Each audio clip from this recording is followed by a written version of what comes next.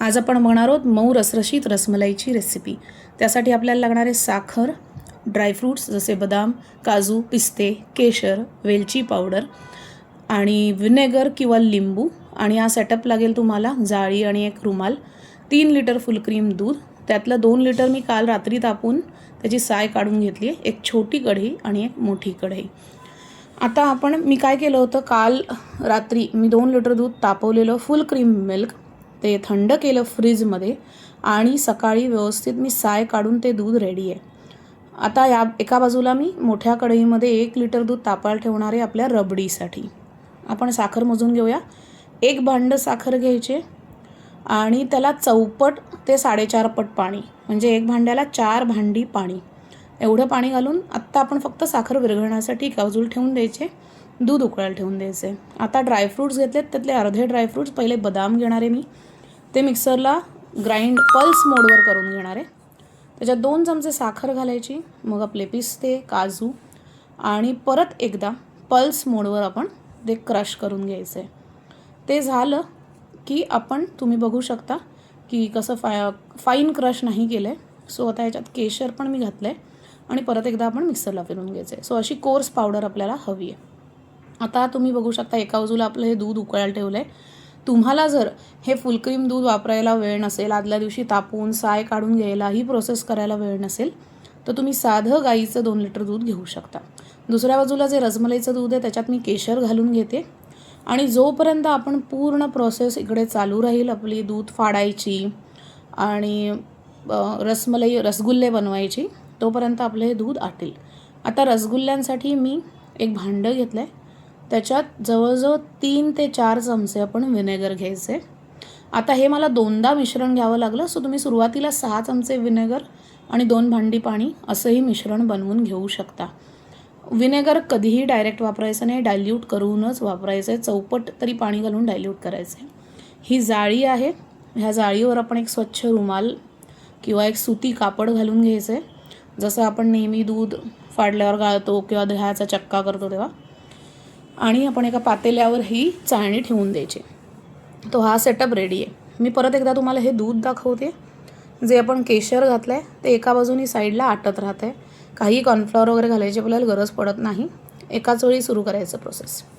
आता आपलं हे दूध तापलं, प्रॉपर उकळून घ्यायचं आहे आपल्याला हे दूध, आणि दूध पूर्णतः उकळलं, अगदी वर येऊन तुम्हाला जेव्हा उतू जायच्या वेळेला जितकं उकळतं तसं वर येऊन गॅस बंद करायचं आहे। आता खेळ खूप महत्त्वाची टिप म्हणजे गॅस बंद करता क्षणी आपण अजिबात त्याच्यात विनेगर किंवा लिंबू घालणार नाही आहोत। ते थोडा वेळ आपण 2 मिनटं असंच त्याला थोडं कूल होऊन द्यायचं आहे। बाजूच्या दुधावर मी झाकण ठेवून घेतलं। विनेगर घालताना आपल्याला तिथे जर का एखादा जरी कण उडाला तर खराब होऊ शकतं आपलं दूध। आता हे दूध मी कंटिन्युअस 1 ते 1.5 मिनिट किंवा अगदी 2 मिनटंसुद्धा ढवळत थोडं त्यांचं टेम्परेचर खाली आणलेलं आहे। ह्याचं कारण असं आहे की तुम्ही जर का अगदी गरम दूध फाडायचा प्रयत्न केलात तर पनीर खूप ड्राय होतं आणि खूप कडक होतं, तर आपल्याला ते नको आहे। आणि ही खूप महत्त्वाची टिप आहे। आता तुम्ही जेव्हा 2 मिनटं झालेली आहेत, तुम्ही बघू शकता वाफा त्याच्या जरा कमी झाल्यात दुधाच्या। आता आपण हे फाडायला घेऊया। आता आपण हे डायरेक्ट टाकणार आहोत का? अजिबात नाही। हे विनेगरचं पाणी आपण डायरेक्ट नाही टाकायचं आहे। आपण सुरुवातीला तरी दूध फाडायला जेव्हा सुरुवात करतो तेव्हा आपण पळीमध्ये थोडंसं दूध घ्यायचं आणि त्या पळीमधल्या दुधामध्ये आपण हे विनेगरचं मिश्रण घालायचं, एकदम घालायचं नाही। आता या पळीमध्ये मी दूध घेतलं आहे, ह्याच्यात आपण विनेगरचं मिश्रण घालूया।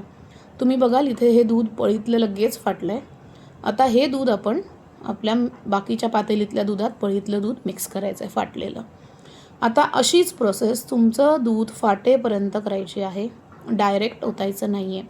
सुरुवातीला तर अजिबातच नाही, नंतर काय करू शकता, तुमचं एक अर्ध मिश्रण घालून झालं आणि तरीही दूध फाटलं नसेल तर तुम्ही अगदी बारीक धार ह्या मिश्रणाची विनेगर पाण्याच्या घालत राहून एका बाजूला कंटिन्युअस ढवळत राहून सुद्धा दूध फाडू शकता।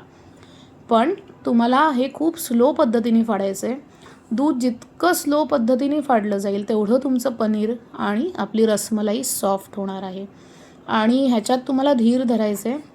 विनेगर घालता क्षणी दूध फाटत नाही, कारण आपण ते डायल्यूट केलं आहे, पाण्याचं टेम्परेचरही आपण कमी करून घेतलेलं आहे। त्याच्यामुळे तुम्ही बघाल मला अजून एकदा घ्यावं लागलं व्हिनेगर आणि पाणी. तर मी तसं मिश्रण परत बनवून घेतलं आणि परत मी हे दूध फाडलेलं आहे. जवळजवळ ह्याच्यात तुमची 3 ते 4 मिनटं जाऊ शकतात. धीर धरायचं आहे, परत गॅस चालू करायचा नाही. अशाच प्रोसेसनी हे दूध फाडत राहायचं. आता तुम्ही बघू शकताय माझं दूध फाटलेलं आहे, हळूहळू पूर्ण फाडलं आहे आणि तुम्हाला एक ग्रीनिश ट्रान्सपरंट असं पाणी आणि पनीर वेगळं झालेलं आहे. ह्याला आपण व्हे म्हणतो.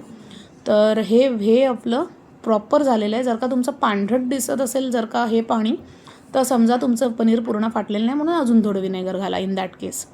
आता आपण आपल्या हे जे सुती कापड घेतलं होतं चाळणीवर, त्याच्यावर हे पनीर घालून फाडून घेणार आहोत.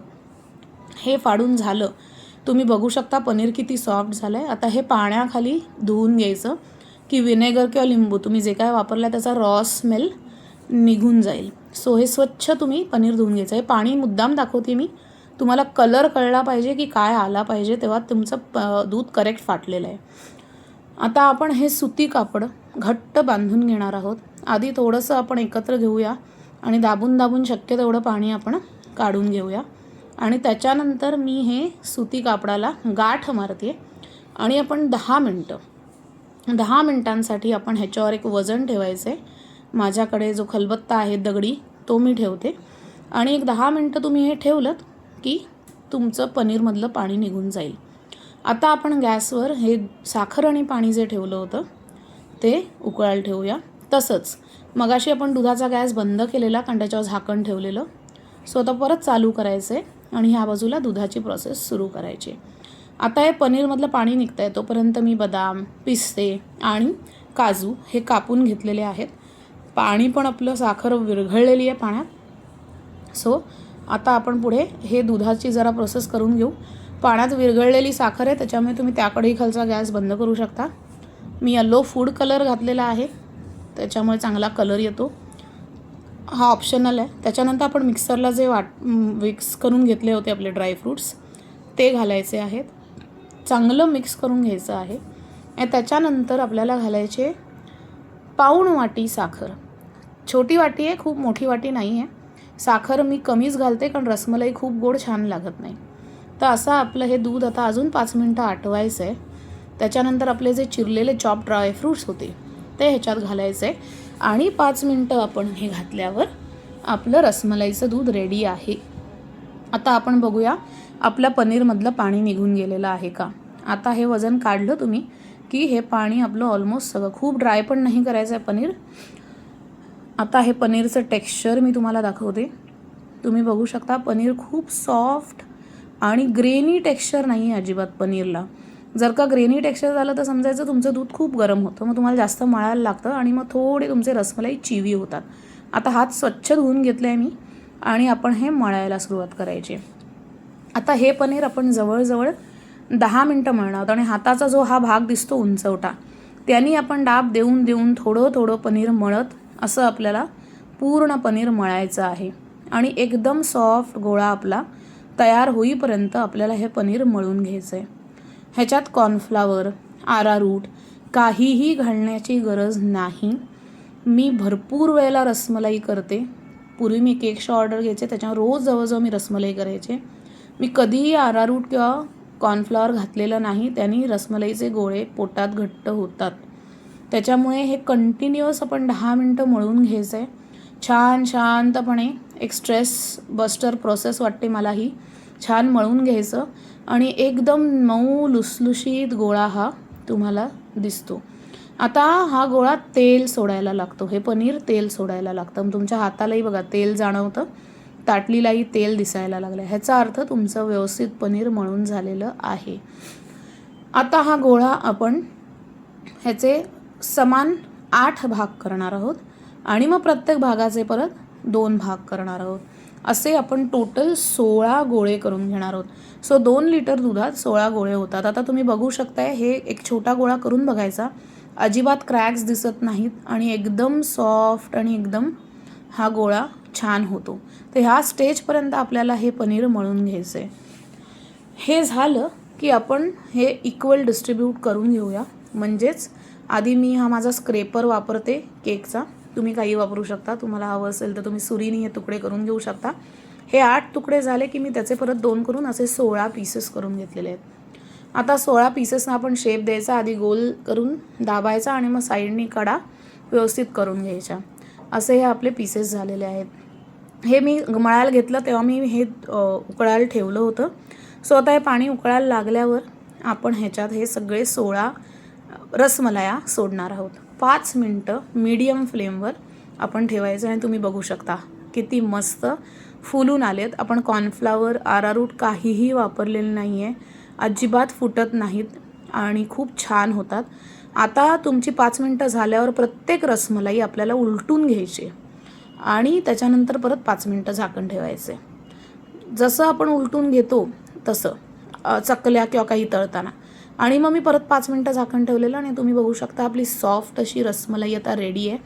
सो टोटल आपल्याला 10 ते 12 मिनटात ह्या रसमलाया रेडी होतात. तुम्हाला जवळ घेऊन दाखवते किती सॉफ्ट झाली आहे, एकदम स्पॉन्जी झालेली आहे. आता या आपल्या रसमलाई रेडी आहेत.